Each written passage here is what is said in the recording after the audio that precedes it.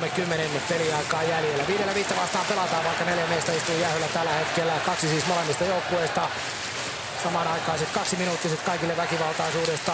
Lustetilta kiekko keskelle ja Lustet seuraa itse tämän tilanteen ja tekee maalin.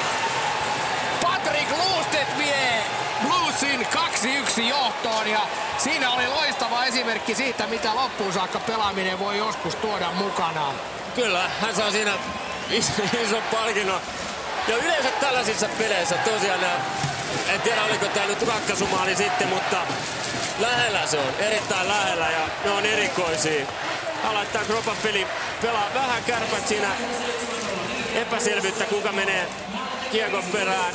Lustet vaan lyö sen maalijakkoon, taitaa osua Jaakolan mailaan ja Tarkki ei enää yhtään mitään, hämääntyy ja sinne se nätisti putoo Kärppämaaliin. Patrick Lustetin toinen maali. Aika tärkeäseen paikkaan.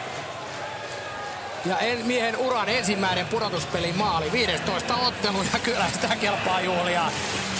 No, hän on ollut erinomaisen tärkeä Bluesille tänään. Ja hän näyttää tietysti epäilijöilleen, että kyllä täältä pesee muutakin kuin minuutteja.